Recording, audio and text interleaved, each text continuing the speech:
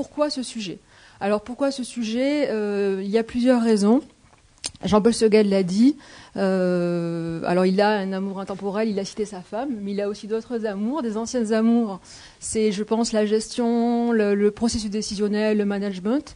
Et effectivement, depuis qu'il est à Marseille, la Méditerranée, et il nous a fait comprendre qu'il aimerait bien qu'on marie ces deux amours, ces vieilles amours et ces récentes amours. Et on s'est dit, effectivement, on va essayer de trouver un sujet, mais qui doit plus ou moins suffire, qui puisse correspondre à ça.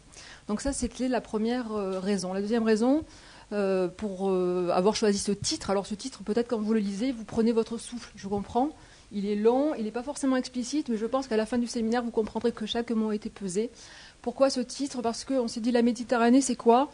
C'est des ambivalences. C'est l'unité et la pluralité. C'est l'Orient, l'Occident. C'est la tradition et la modernité. C'est des divergences et des complémentarités. C'est un pont et c'est aussi des frontières. Et c'est aussi avant tout un espace d'échange. Et dans ce cadre-là, on s'est dit, puisque c'est tout ça, il doit bien y avoir quelque chose, une espèce de bouillon de culture, une espèce de fond, qui doit permettre l'émergence d'un modèle de gestion peut-être transitif. Alors peut-être qu'il est en cours de création, peut-être qu'il existe déjà qu'on ne le voit pas vraiment.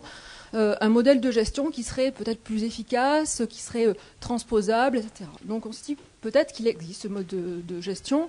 Et en même temps, l'objectif, c'est de lutter contre les préjugés, de décapsuler un peu les consciences. Et on s'est dit, on a des préjugés. Les préjugés, c'est quoi? C'est de dire, en général, oh, la Méditerranée, je vais vous le dire caricaturalement, tous des feignants dans le sud. Il ne faut pas grand-chose d'ailleurs. Regardez Marseille dans quel état c'est en ce moment, les grèves, etc. La gestion en Méditerranée, c'est quoi? C'est familial, c'est clanique, c'est tribal, c'est réticulaire, etc. C'est tout ça. C'est personnalisé, c'est affectif. Alors que le vrai modèle de gestion, c'est le modèle anglo-saxon, c'est l'économie, la performance, l'efficience. Et en même temps, lui, il est dépersonnalisé. Pour autant, prenez des entreprises qui fonctionnent très bien dans le Sud. Évidemment, elles recherchent quoi? Elles recherchent l'efficacité, la performance. Et en même temps, évidemment, qu'elles reposent sur des liens sociaux, affectifs, etc. Et pour autant, qu'elles ne fonctionnent pas. Donc, il doit bien y avoir quelque chose. Donc, on s'est dit, on va essayer de dépasser ces préjugés avec vous. Et dans ce cadre-là, on a donc choisi ce titre un peu long. D'ailleurs, je vais le reprendre parce que les rives méditerranéennes sont-elles propices à la construction d'un modèle de gestion spécifique et transposable? Alors peut-être qu'on va se dire, modèle plus gestion plus Méditerranée, ça ne fonctionne pas, ça ne va pas ensemble.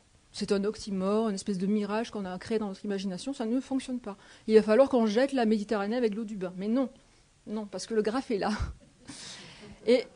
Ou alors on va se dire, c'est peut-être une voie du milieu. Alors pas la voie du milieu bouddhiste, tout à fait autre chose, mais une voie du milieu qui hybriderait de façon extrêmement efficace les dimensions économiques et humaines, les divergences, la pluralité. Donc l'idée, c'était de dire, pour savoir et pour répondre à ce type de questions, on va essayer de prendre du recul, un peu comme dans les tableaux impressionnistes, prenons, je sais pas moi, le chef de file Claude Monet. Quand on regarde un de ces tableaux, on recule. On se recule pour le voir. D'abord, on regarde le tableau. Et ensuite, une fois qu'on a une vue d'ensemble du tableau, on s'approche et on regarde que par petites touches, il y a une spécificité, une qualité, une plus-value du tableau. Il y a quelque chose de particulier. Et on s'est dit, on va essayer de construire ce séminaire de cette façon.